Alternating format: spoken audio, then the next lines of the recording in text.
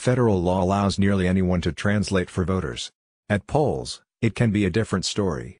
Donya Kim Murphy volunteered for the first time this year as a Korean language interpreter, helping out at an early voting day in late October in Harris County, Texas. But Murphy said she and others were told to remain beyond a 100-foot line outside the polling center after assisting some voters with their ballots.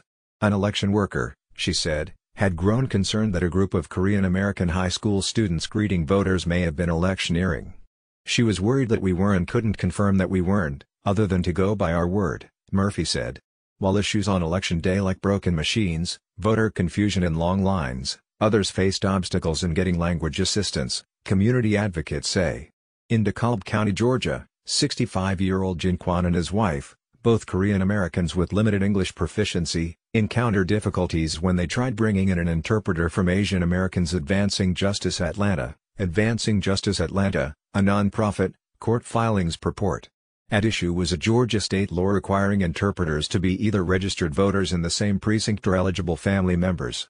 Because federal candidates appeared on the November 6 ballot, federal law gave Kwan and other voters wider latitude in whom they could choose to translate for them.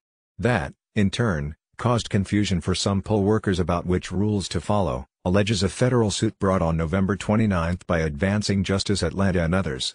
Following a delay, the Kwans got to vote with their interpreter.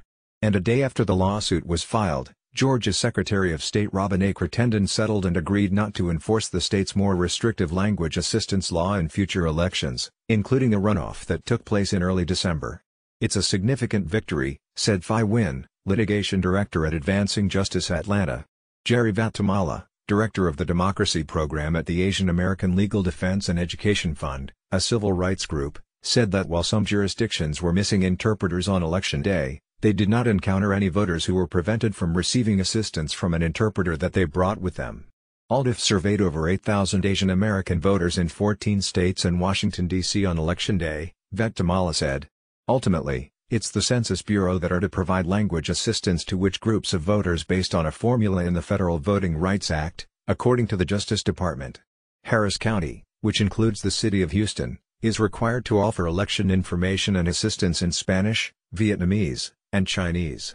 A jurisdiction is covered if, among other criteria, it has more than 10,000 U.S. citizens of voting age in a single language group, the Justice Department said. Korean did not make the list in Harris County. Murphy, a board member of the Korean American Association and Community Center of Houston, a nonprofit that helped organize the early voting day, said they've supplied volunteer interpreters in the past and never had a problem. Murphy said she got a call on the afternoon of October 28 about some high school students who were at a polling location the day the early voting was taking place. She later learned that the students planned to meet and greet Korean American voters at the door, to let them know about how the machines work and that interpreters were there to help. But they were also apparently told to collect names, under the belief that it might help secure a Korean language ballot in the future, Murphy said. The poll worker there thought they were electioneering, or they could be electioneering, Murphy explained. She asked them to stop collecting names. They immediately stopped. But the students continued to talk with voters, prompting a poll worker to tell them they also couldn't say anything, according to Murphy.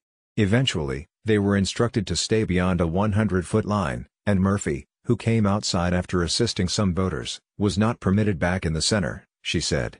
The argument they were making was that we would have to catch their attention from 100 feet away, Murphy said of the voters. And then they could elect to take one of us in with them. Douglas Ray, Special Assistant County Attorney at the Harris County Attorney's Office, said in a phone interview that volunteer interpreters, who swear an oath each time before helping a voter, must leave the building and go back outside once they're finished offering assistance. Poll workers, according to Ray, discovered Korean language interpreters inside the community center soliciting voters.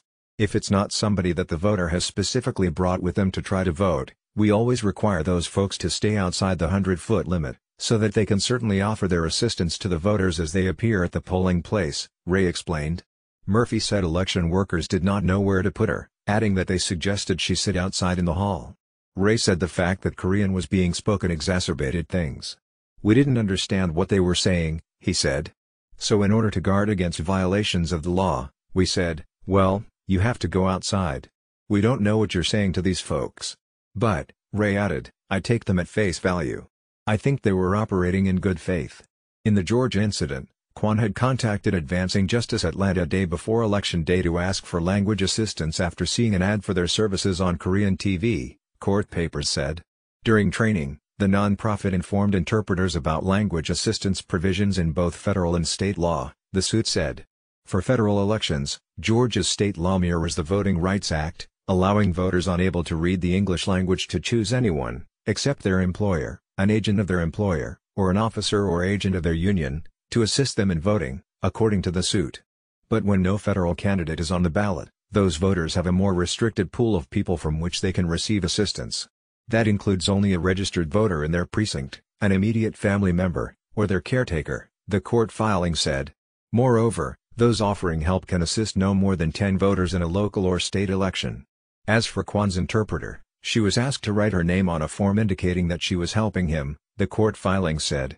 She was also instructed to check off a box saying she was either a registered voter in the same precinct or an eligible family member under state law.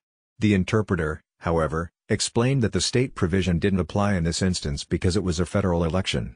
The back and forth resulted in a 15 to 20-minute voting delay for Kwan as election officials sorted everything out, according to the lawsuit. Advancing Justice Atlanta filed the complaint ahead of a December 4 runoff for Georgia Secretary of State, fearing that because no federal candidates were running, limited English proficient voters might be disenfranchised. For that contest, Wynn said there was still confusion among some poll workers, but issues were mostly resolved quickly. Brad Raffensperger, a Republican, won in that December 4 runoff. Wynn also said she was surprised at how fast the suit had been settled by Crittenden, in November to replace former Georgia Secretary of State Brian Kemp, the winner of Georgia's gubernatorial election. People are now entitled to cast a meaningful ballot in a language that they understand, Wynn said. In Georgia have limited English proficiency, according to census estimates. In Georgia, even though there's a significant immigrant population, the state does not provide any language assistance at the polls, except for, she said. That means that LEP individuals who want to vote have to rely heavily on help from community members. Not providing that assistance and then significantly restricting people who are allowed to provide that assistance, Wynn added, was effectively disenfranchising LEP voters. Chris Fuchs is a freelance journalist based in New York. His articles have appeared in The and in Chinese on ETtoday.net, a popular Taiwanese news website.